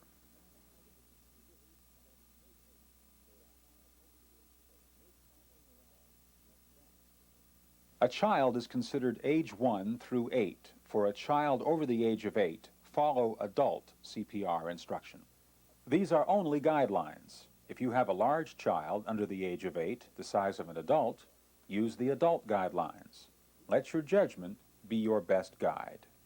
CPR for a child is almost identical to adult CPR except for a few changes. With a child, you call 911 or your local emergency number after 1 minute of CPR. You need to start CPR as soon as possible after the child's heart stops beating.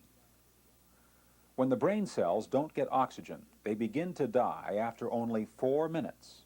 Starting CPR immediately will increase the child's chance of survival. If you are not alone, you can have someone else call 911 while you begin CPR. The ratio of breaths to compressions is 1 to 5, and you use the heel of 1 hand. Okay, let's do it. Ryan, Establish you okay? unresponsiveness. Ryan? If others are present, have someone call the local emergency number for you. Look, listen, and feel. Determine breathlessness by putting your ear over the mouth of the unconscious child. Feel and listen for air movement. Watch the chest for air movement. If the chest is not moving and you do not feel or hear air from the mouth, you need to provide ventilations. Open the airway by tilting the head back and pinch the nose shut. If you suspect a head or spinal injury, try to open the airway by lifting the chin without tilting the head. Give 2 slow breaths. Watch the chest gently rise and allow the chest to fall. Check for a pulse. If the pulse is absent, begin CPR. Place the child on its back on a firm level surface. Kneel beside the child's shoulders. Keep the child's head tilted back with one hand. Find your hand position on the lower half of the breastbone, or about 1 finger below the imaginary nipple line. You can find the breastbone by feeling where the ribs meet. Give 5 chest compressions. 5 compressions should take about 3 seconds.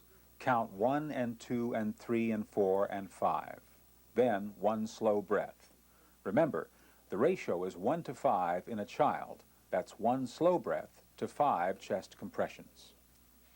After about 1 minute of breaths and compressions, check for a pulse. If you are alone, stop CPR and call your local emergency number now. Check for breathing and pulse again. If the child is not breathing and the pulse is not present, resume CPR until help arrives. Check for breathing and pulse every 2 to 3 minutes. If breathing is absent but the pulse is present, provide a breath about every 3 seconds. Count 1, 2, 3, breathe, 1, 2, 3, breathe, and so on. Check for a pulse about every minute. If you are alone, remember to call your local emergency number or 911 after 1 minute of rescue breathing.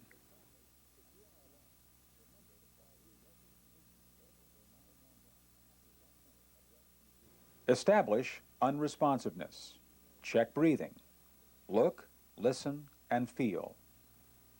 If the infant is not breathing, open the airway with the head tilt chin lift. Check for obstructions. Sweep the mouth only if you see an object. Give 2 slow, gentle breaths over the mouth and nose. Just enough air for the chest to rise. Each breath should last about 1 1/2 seconds. Allow the air to escape and the chest to fall between each breath. Check the brachial pulse, which is located on the inside of the upper arm between the elbow and the shoulder. Check for about 5 seconds. If breathing is absent but pulse is present, provide rescue breathing, 1 breath every 3 seconds. Remember, breaths on an infant should cover the infant's mouth and nose. 1, 2, 3, breathe. 1, 2, 3, breathe, and so on. If you cannot feel a pulse, begin chest compressions. Place the infant on its back on a firm surface like a table or floor. The hard surface can also be your hand or forearm, with your palm supporting the infant's back. Chest compressions on an infant are done with 2 fingers instead of the heel of the hand. Use the index and middle finger and place them mid-nipple line or mid-breastbone, whichever way is easier for you to find placement. Give 5 chest compressions followed by 1 breath. The 5 compressions should take about 3 seconds. Continue the ratio of 1 to 5, 1 slow breath to 5 chest compressions. After about 1 minute of CPR, check the pulse. Now you call 911. After calling 911, resume CPR. Recheck breathing and pulse every 2 to 3 minutes. If breathing is present, stop ventilations. If breathing and pulse are both present, stop CPR and observe the baby carefully until the emergency medical services arrive. Otherwise, continue to do CPR until help arrives, even though there appears to be no change in responsiveness. If any victim, adult, child, or infant, vomits while you are giving CPR, turn them onto one side and wipe the mouth clean. Use a protective barrier such as a glove or handkerchief if a commercial barrier is not available. Then roll the victim onto their back and continue CPR. When performing chest compressions, you may hear a pop or crunching sound. This sound is not unusual, and CPR should not be interrupted or stopped. Do not practice actual compressions on a real person unless that person does not have a pulse.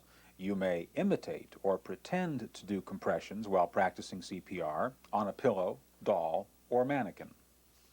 Just do your best. A person that isn't breathing and is without a pulse can only benefit from your efforts.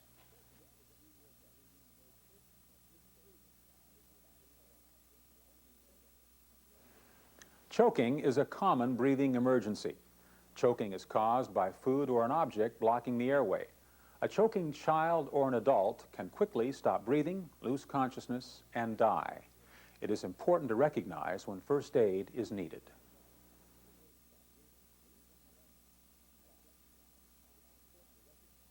If a person is choking and is coughing forcefully, leave them alone and let them try to cough out the object on their own. A person that is getting enough air to cough is getting enough air to breathe. Stay with the person and encourage him or her to continue coughing. This is a partially obstructed airway. If the person continues to cough without coughing out the object, call for emergency assistance. A partial obstruction can become a complete obstruction very quickly.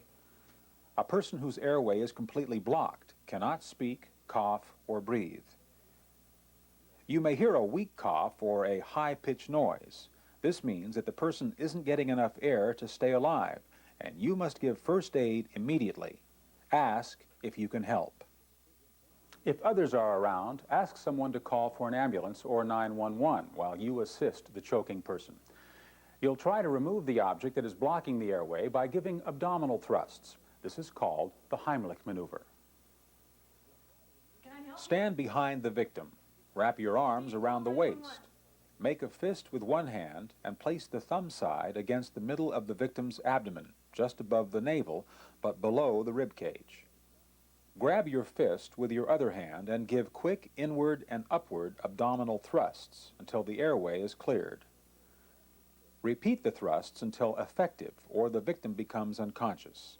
Use your leg to lower him or her to the ground. Don't do abdominal thrusts if the victim is pregnant. If the choking victim is pregnant or too big to reach around, give chest thrusts instead of abdominal thrusts. Chest thrusts are like the abdominal thrusts except for the hand placement.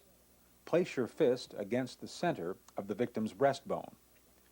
Grab your fist with your other hand and give quick thrusts into the chest.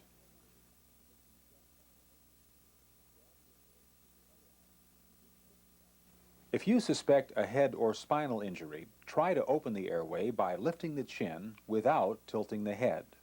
If the victim is unconscious, perform a tongue-jaw lift followed by a finger sweep to remove the object from the mouth. Do this by bending the index finger and sweeping through the open mouth. In a child, do a sweep only if you see the obstruction. Open the airway and try to ventilate. If still obstructed, reposition the head and try to ventilate again. The airway can become blocked by such things as the tongue falling back in the throat, an object such as a coin or food, and sometimes repositioning the head will open the airway. If still obstructed, straddle one or both of the victim's legs. Place the heel of one hand on the middle of the abdomen just above the navel. Place the other hand on top of the first. Point the fingers of both hands directly toward the victim's head. Give quick thrusts toward the head and into the abdomen. After giving 5 thrusts, do a finger sweep and try to hook the object out, being careful not to push it further down. Reattempt your 2 slow breaths.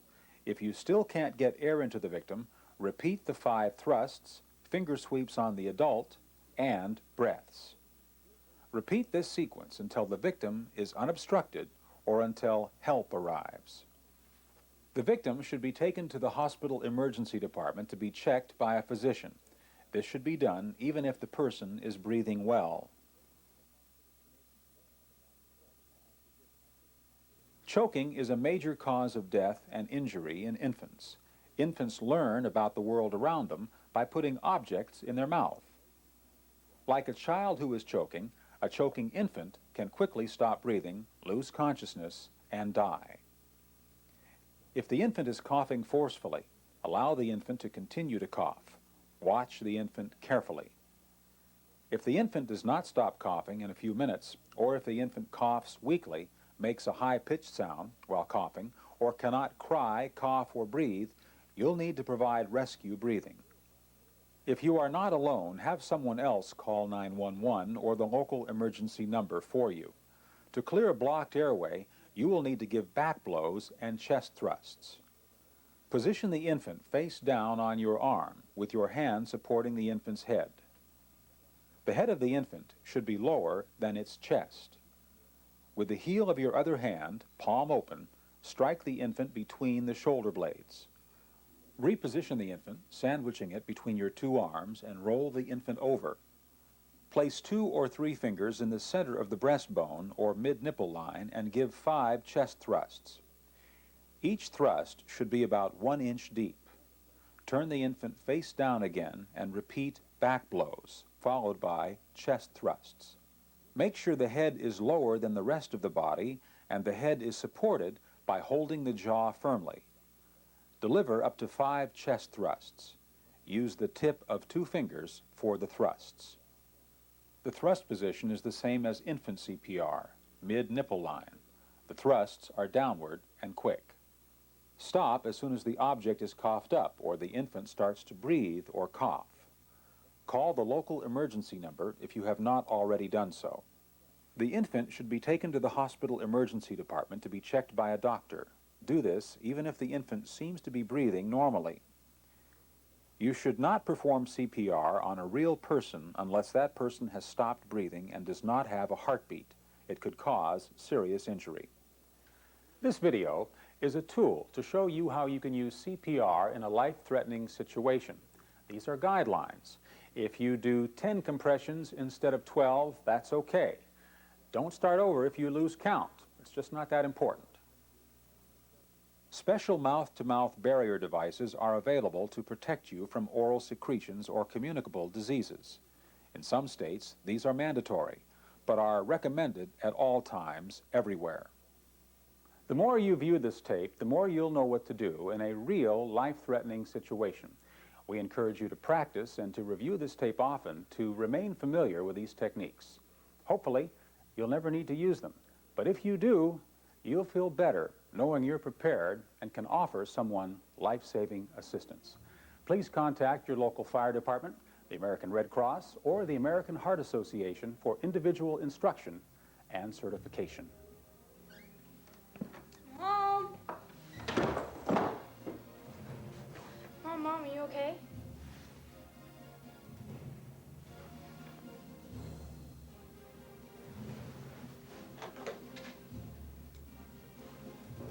Operator, how can we help you? I need help. My mom's on the floor and she's not breathing. You know CPR? Yes, I do. Start CPR. Okay.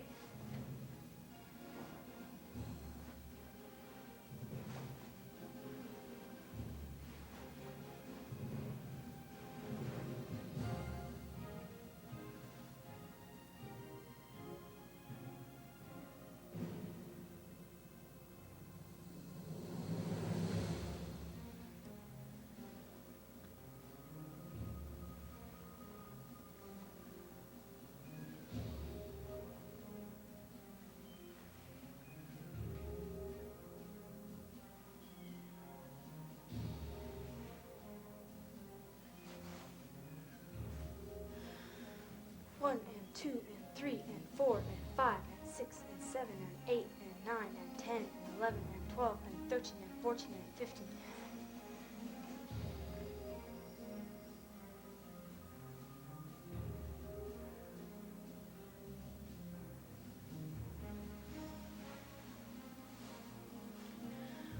One and 2 and 3 and 4 and 5 and 6 and 7 and 8 and 9 and 10 and 11 and 12 and 13 and 14 and 15.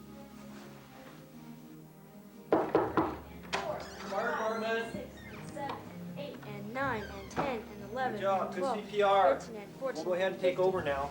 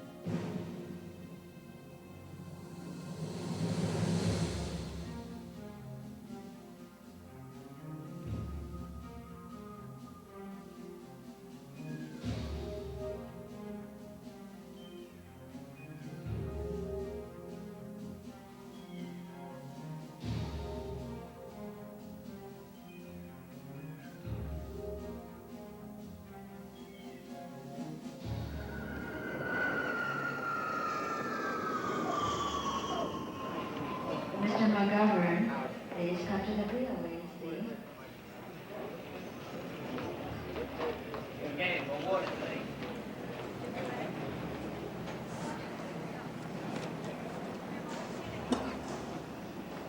Thomas Valentino, please come to the primary railways. Passenger service counter committee.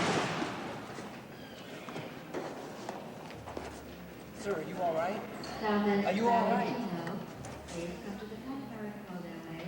Call the fire department. We'll need an ambulance.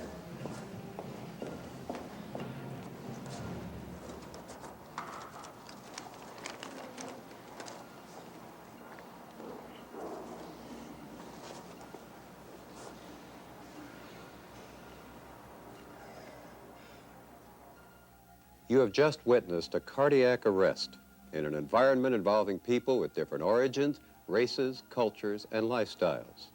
The rescuer who administered cardiopulmonary resuscitation, CPR, did not waste a moment to the thought of contracting a communicable disease and becoming a potential victim of that disease because he was equipped with the CPR microshield. It was developed as a first response protective device which is used during human resuscitation and which can also be used with a mannequin in CPR training. The CPR microshield provides a physical barrier between victim and rescuer, diminishing the risk potential for disease transmission by reducing the amount of actual contact with the victim's mucosal surfaces and body secretions. The CPR microshield conforms with the new guidelines issued by the American Red Cross and the American Heart Association, suggesting the possible use of a face shield during CPR. It allows for single rescuer resuscitation without alteration of the learned resuscitation technique. The rescuer is able to stay at the victim's side perpendicular to the victim, as opposed to being parallel and at the head end of the victim, as is required with most other devices. The CPR microshield utilizes a one-way valve, which allows air to pass from the rescuer to the victim, but does not allow the victim's exhaled air or secretions to come in contact with the rescuer. The CPR microshield incorporates the use of a firm housing for the one-way valve, which also serves as a bite block, allowing the rescuer to maintain an upward pressure on the chin of the victim without closing the victim's mouth. This makes it easier to sustain an open airway when using the recommended head tilt, chin lift maneuver. The barrier membrane is made of ultra-soft vinyl that conforms to the victim's facial contours, thus allowing for an airtight seal. It is not a cumbersome preformed mask. Embedded into the barrier membrane are specially designed ribs, which allow for the victim's exhaled air to be directed away from the rescuer. Another advantage of the CPR microshield lies in its simplicity. It is a single unit with no required accessories, extra parts to assemble, or straps to tangle. Because it is made of flexible vinyl, it is not size specific, and it is considered a universal, one-size-fits-all device. The CPR microshield comes packaged in its own highly visible, lightweight pouch, which is easily stored or carried in pocket or purse. The CPR microshield is a first response protective device for use by individuals trained in the techniques of CPR and for use in cardiopulmonary resuscitation training. It is intended for single use and is fully disposable. The device is delivered surgically clean and comes complete with instructions for use.